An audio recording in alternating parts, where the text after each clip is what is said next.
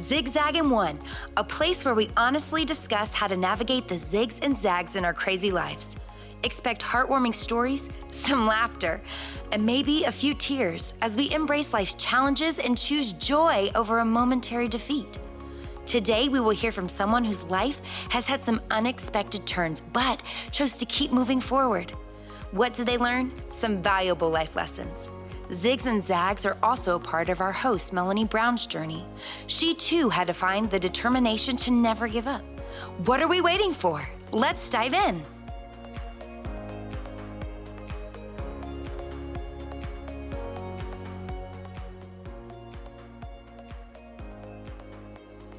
Welcome to the Zigzag and One podcast. I'm your host, Melanie Brown. When I interview guests on the show, the zigzags they faced are difficult to hear, but they do give context for the powerful part of their stories about how they kept moving forward and the beautiful things that make up their lives now. My guest today, Tamiko Pugh, is a survivor of domestic violence. Fair warning, it's difficult to hear the suffering she endured, but she shares how God was preparing her for something greater. He was pushing her into her purpose.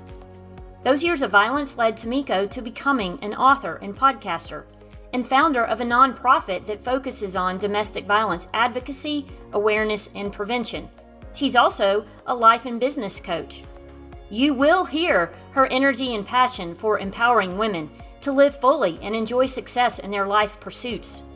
She and her husband Kenny have been married for 6 years. Her son and daughter may be adults, but they will always be her babies. She enjoys teaching Zumba classes and promises that she will break out in a dance move at any given moment. I'm eager for you to hear my conversation with Tamiko Pugh.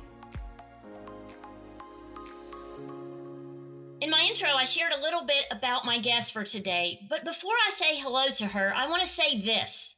Tamiko Pugh is a powerful overcomer who has not only turned her pain into purpose, but she walks the walk. And what I mean by that is she helps those who have or are facing domestic abuse. And she also empowers women to create transformational businesses of their own. Welcome to the show, Tamiko. Hey, Melanie, thank you so much for having me. I'm really excited to be here with you. Well, let's just jump in, girl, because you've got a story that we need to unpack. Absolutely, let's do it. So I read that you were born to teenage parents in a poverty-stricken neighborhood in New York. That had to have shaped you from a very young age. Tell me about that. Yeah, it did. The things that we go through in life definitely do shape us. So, growing up in a poverty-stricken neighborhood, being born to teenage parents who, by the way, both were addicted to drugs, crack cocaine at that time, was not a fun experience. I remember being made fun of because my people knew that my parents were addicted to drugs. And so one of the things for me, growing up, I wanted to make sure that that was something I never touched. Like I've always been afraid of any type of drug. You know what I mean? I might have a glass Yes. of wine now and then, but no drugs. So it did shape me in that way, but it also shaped me in a way to be more compassionate towards other people that I encounter. People often say to me, how did you get, I would love to do the work you do. I would love to be where you are. And I'm like, well, in order to get to where I am, I had to go through some things, right? So I had to experience some adversities. And that was one of those adversities or one of those things that shaped me to be the person I am today. Well, and I do think that the things that we go through are definitely opportunities to shape us. And some people, unfortunately, wallow in those struggles and live in defeat. But what I love about your story is the things that you have gone through as a young person, but also what we're about to get to, shaped you in a way that you said, I'm concerned about what this has done to me as a person. I want to make sure that I get the healing that I need. But then you allowed that pain, those struggles that you went through, to then become the purpose that you have for your life. And as I said in the intro, you are walking the walk, girl. And I love the fact that your struggles didn't stop you, because if they had, all the people that you are impacting wouldn't have had the opportunity to learn from your story and then also to join with you. I want us to talk about how your family was composed of people who struggled with abuse and drugs and alcoholism. Again, that's part of what shaped you. So, talk about that for a moment. Yeah, it is part of what shaped me. And so even if as I said earlier, it allowed me to be more understanding towards people, to be more compassionate. But before I even knew how to be compassionate and to be understanding, there was a little bit of embarrassment for me because, again, people knew and they would judge us, right? They would judge our family because of what they would see. And so I was teased a lot growing up, didn't have the best designer clothing and things of that nature. So I was teased a lot. But I think it made me tough. Yes. It made me a very strong willed person. When I see other people in that same struggle, I can identify with them and it makes me relatable. And so when I share my story, because people often say, how do you get people to want to support what you're doing or how do you even get, even having the business that I have today, how do you attract people to you? And I'm like, it's just that I'm transparent is my story. People know that I've gone through something, not growing up with that silver spoon in my mouth, being able to having to work for everything that I had. It makes you actually appreciate it a little bit more. Yes, it does. Yeah. Absolutely. So, part of your story is that you experienced abuse at a young age and you weren't aware of it at the time. As you went through the different struggles that you went through, looking back, you realized that that teenage relationship that you had with a young man was actually abuse. Tell me about that.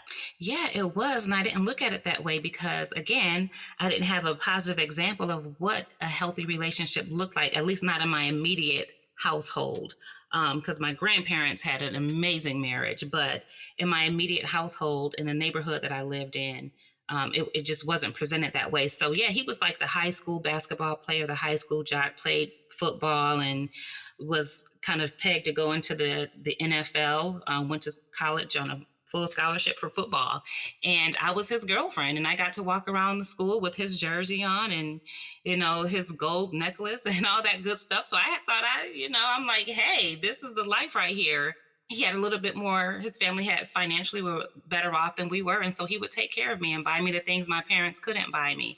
But he also used that as a form of control. To Hmm. control me and force me to stay with him and do things that I really didn't want to do. But I thought that it was okay because he was taking care of me. And so I didn't realize that the way he spoke to me, he would squeeze my hand tightly every now and then just to let me know he was in control. I didn't look at that as abuse. I just thought, oh, back then they would call it, oh, it's just love taps. Oh, that's how boys do. They don't really know. But it was actually a form of abuse. I mean, there were times when he would threaten me, you better not leave me or I'm going to do this or do that. It goes beyond the physical, it's the emotional and the way a person speaks to you. So if a person can actually look at you a certain way or say something to you that instills fear in you, then that is a form of abuse. And I didn't know that at the time. Back then, with teenagers, as you mentioned, it's just a love pad or whatever. There wasn't talk about abuse of any kind for teenage boys or girls. There just wasn't talked about. And so, of course, you didn't understand that until you looked back and then you realized. So, but by outward appearances, your friends probably thought, oh, she's living the life. Right. They did think that. Yes. All of that went into your book called Wounds to Wisdom. What else was included in that book? Yeah, so Wounds to Wisdom, I wrote that book because I really wanted to journal the abusive relationship that I was in as an adult, the abusive marriage that I was in, and how I was able to turn those wounds into wisdom and grow wise from them and learn lessons. But in order to do that, I had to go all the way back to the beginning. So in the book, I go all the way back to the beginning, to my childhood, to some of the relationships I had growing up, and then journaling every romantic or intimate relationship that I ever had. And the one thing, Melanie, that stood out is that, and this is the way that I put it, same guy, different face. And what I Mhm. mean by that is same personality, same controlling personality, possessive, all of those things. So same guy, different face. And I think what I was looking for, I wrote a chapter that's called Daddy's Girl. That was missing in my life. And so I think I was looking for that father figure, or that person to really emotionally take care of me like a father would.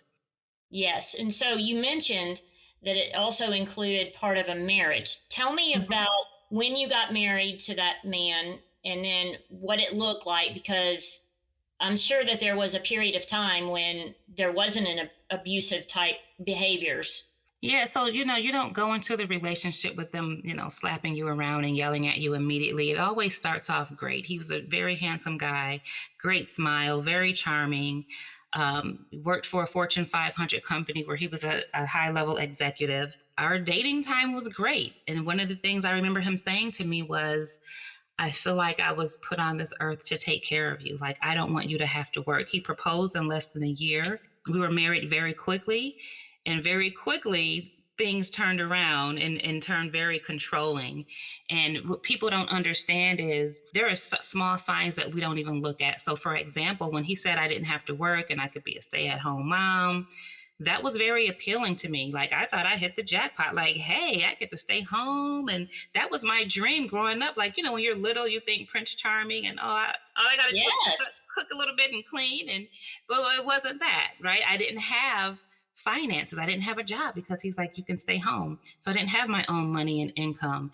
And so when he started to emotionally and verbally abuse me, every time I wanted to leave, I'm like, well, I don't have any money to leave. Where am I going to go? Am I going to go with my kids and go to a shelter where there's strangers? So, those are the things that come into consideration. And so before he ever was physically abusive to me, the financial abuse, the emotional and verbal abuse, the spiritual abuse, it had me completely broken.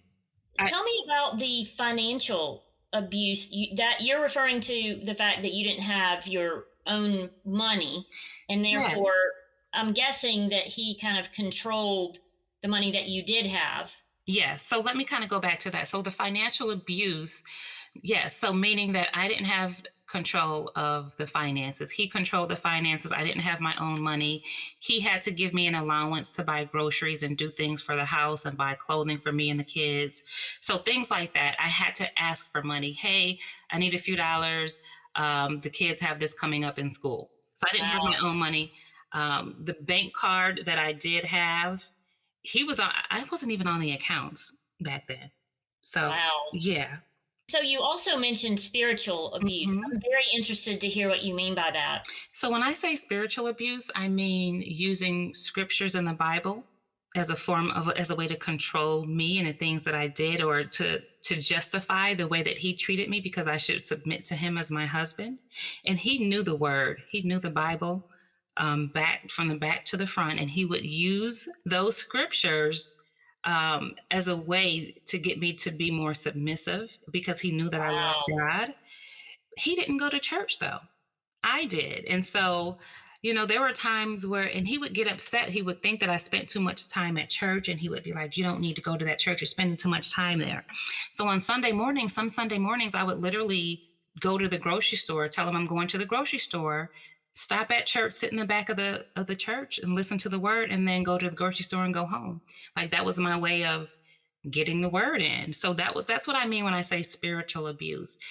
Keeping you from your faith, the thing that's going to really, where I drew my strength from.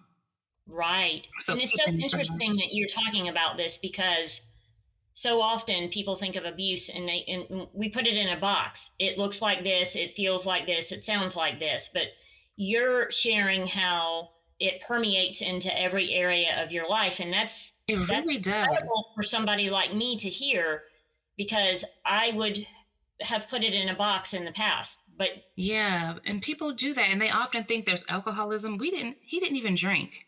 He just mm, had this thing where he was just very controlling. He controlled everything. He treated our household the way that he managed our household the way he managed his employees at his Fortune 500 company. wow. So we were managed that way. So how many years were you married to him before things fell apart? Well, things progressively started to fall apart probably immediately after the wedding, but it got progressively worse over the course of the next 3 to 4 years. And what I was going to say before was, before he ever even got physical with me, I was already broken. My self-esteem was low. My self-confidence was low. I was just completely broken. And I often tell people, you can heal from a broken arm. Oftentimes we break bones, they get stronger. but how do you heal a broken soul or a broken spirit? And so I was spiritually broken before Hmm. he ever hit me. And so by the time he started to push me around or shove me, I thought that I deserved it at that point. And so I was always scrambling to think, what could I do better to make him love me more? That's all I wanted. That's all I wanted. And there were times where he would strangle me until I was unconscious. He did that a lot. There were times when he had a gun. He, had a license to carry, but he let me know that gun was there and he had it under the pillow and he would pull it out and clean it in front of me, like wiping it off. Like, yeah, I have this gun. And so I was very fearful. The day that I tried to leave him was the day that the abuse got the worst. Whenever you tell a person I'm an abuser that you're leaving, that's when they feel like they've lost control. That's when the abuse either gets the worst or that's when you see those homicides happen. And so I will say this, if you're in a domestic violence relationship, do not tell your abuser I'm leaving. You need to put together a survivor safety plan and plan it out. Otherwise, you're risking your life. And if you have children, you're risking theirs too. So the day that I left, we were driving up Interstate 85 in Atlanta near the airport. I was in the driver's seat. And that's the day I told him, I said, I'm tired. I'm tired and I'm leaving you. And he called me the B word and said, B, if you leave me, I will kill both of us. He proceeded to take the steering wheel. I guess he was trying to force us in an accident. And we ended up on the side of the road and he beat me and strangled me until I was unconscious. When I came back to consciousness, I was literally in the middle of Interstate 85 with cars swerving around me, blowing their horns, trying to prevent from hitting me. And as I stood up, there was a lady. She said, ma'am, my husband and I saw everything. The police are on the way. They had pulled over because they saw what happened and the police came. He was arrested. And then that was the day that my journey of survivorship started. Well, God was certainly with you, He was because with me. hearing you talk about what he did to you with trying to run the car off the road, that could have been a disastrous accident that could have killed you and him or somebody else as well, but also him strangling you. So there was so much violence that day, but yet you survived. And to me, that speaks of God being there with you. Yes, he was there with me. I'm so grateful. And so tell me how things progressed from there. Yeah, so from there, of course, there was a struggle, pulling everything together and trying to really just start my life over outside of that marriage. I left a 7-bedroom home because I didn't want to fight. I was tired of going to court fighting and saying, I want the house. And I was like, you know what? You can have the house. I just want my freedom and my peace. I don't want anything. I don't want anything from you. So I left a 7-bedroom home, moved to a 1-bedroom apartment with me and my 2 children where we slept on the floor. And Melanie, when I tell you that first night in that 1-bedroom apartment, laying on that air mattress was the most peace that we had had in over 4 or 5 years. I bet. Oh my gosh, that was the most peace that we had ever had. And I carry that with me every day of my life. If it doesn't bring me peace, then it's not for me, because God is not the author of confusion, but of peace and a sound mind. And if it doesn't bring me peace, it is not of God. If it doesn't bring you peace, it's not him. It's not God. It can't be. He doesn't bring confusion, right? He's not the author of confusion. So just kind of keep that in mind. Yes. Part of what you have on your website, and this phrase jumped out at me, is you believe in turning your pain into purpose. What do you mean by that? Yes. So, oh my gosh, it doesn't matter what you go through in life. We've all been through some stuff, and those adversities, those trials and tribulations that we experience, they're really preparing us for something greater. We don't know it while we're in it, but God is preparing us for something greater and really just pushing us into our purpose. And I didn't know that at the time. I didn't know that experience would give me the opportunity to be able to, and I call it ministry because it's ministry, to minister to other women who are coming out of those types of relationships, domestic violence. Maybe they've gone through some form of, sexual abuse or something, because the trauma is very similar. And so it's very easy for me to relate to people who are going through trauma. I can recognize it. I can literally be in a grocery store and look a person in the eye and tell that she's going through some form of trauma. And that is incredible. And that is part of your purpose and passion that you feel was birthed as a result of the pain that you went through. So let's talk about how you've turned that pain into purpose. You are the founder of a nonprofit called the Still Standing Alliance. Tell me what you do in Mhm. that nonprofit to help women who have faced or are facing domestic violence. So, the Still Standing Alliance, we're a nonprofit organization. We focus on domestic violence advocacy, awareness, and prevention. Our signature program is our Survivor Empowerment Program, where we actually help domestic violence survivors to rebuild their lives after abuse. And so we offer different programs like financial empowerment. We have a healing curriculum. So, things of that nature to help them to really get back into the swing of things so they don't feel alone, right? So they know that there's a community of like-minded individuals out there with them, and then they also have that support system because I didn't have it when I Right. was And going through someone it. who's been there, done that, and who Hmm. has survived and is now living a very purposeful life. Yes, ma'am. Yes. Yes. So I absolutely love that. But that's not the only thing that this strong woman is doing. I want to hear about your coaching company and your business academy. What do you do to help empower women through that? Yes. So Living the Empowered Life Academy, it's specifically for women who have inspirational stories of overcoming life's adversities. And I teach them how to use that experience or their story, or whatever expertise they have to create a business. And I like to call them transformational businesses because they're purposeful businesses. Because again, those adversities and those things that we go through, they're meant, to push us into our purpose. So to kind of pull out that experience and add your expertise to that. How do we help you to create a business? Can you become a life coach and coach other women through that? Can you write a book and become an author? Maybe you want to be a motivational speaker and speak your story. They're transformational businesses. Maybe they've gone to school to become a counselor. That's also a transformational business where they can use their experience to help other people. And so that's what I mean when I say transformational. So here's my motto: make money and make a difference. So I believe that, we all have these gifts, these talents, these experiences. We are called to make a difference in the world, but we Yes, want to we make a little are. income off of it too. So it's make money, but you also need to make a difference. So I interview everyone just to make sure their intention is right before they come into the academy. Just going through your website, and I want to make sure that the listeners hear what your website is, but going through your website, you have all kinds of resources there, and you have a blog and you have a podcast. You offer so many different packages for the coaching, and I just am impressed with the fact that what you have gone through didn't destroy you. Oh, not at all. It totally, as you say, empowered you to live a life of purpose. And I am so honored to have spent time with you today because I feel like there are women out there, and men too, but have been facing struggles, especially during these pandemic times.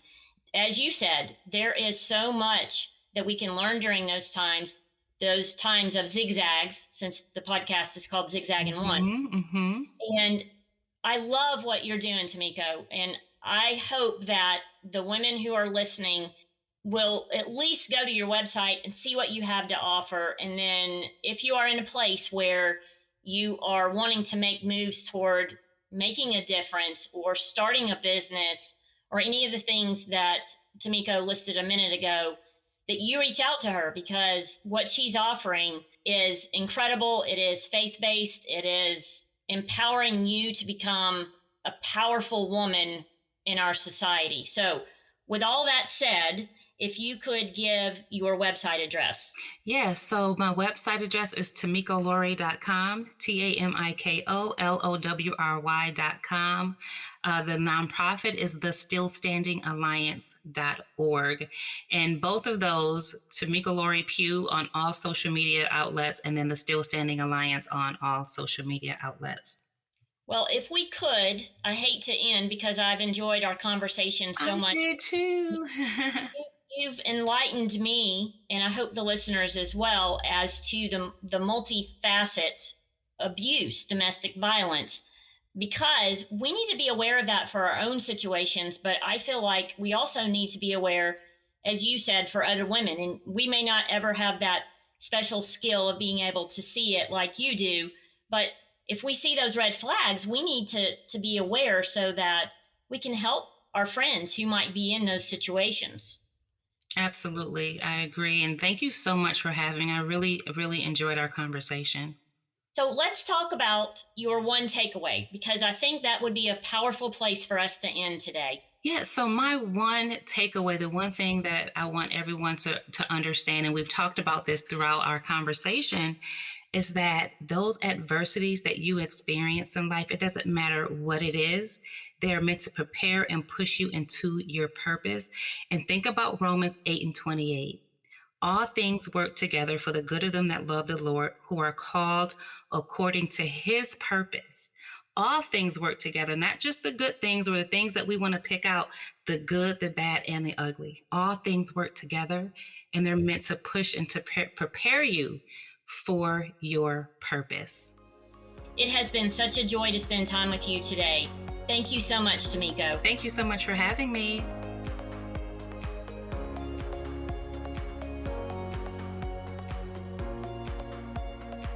Wow, Tamiko's story isn't a rags to riches story. Instead, it's a broken to empowered story. The zigzags she faced were beyond tough, but instead of living in defeat and abandoning her dreams, she allowed God to turn the pain into purpose, and then she pursued her dreams of empowering women. I encourage you to order a copy of Tamiko's book, Wounds to Wisdom, listen to her podcast, Living the Empowered Life, and visit her website, TamikoLowry.com. If you're looking for a nonprofit to support, the Still Standing Alliance is truly changing women's lives. Thank you for listening to today's episode. Please share it on your social media, and especially share it with anyone you know who has been or is currently in a violent relationship. Tamiko is eager to offer support and resources. I look forward to sharing another powerful interview on the next episode of the Zigzag in One podcast. Until then, keep moving forward.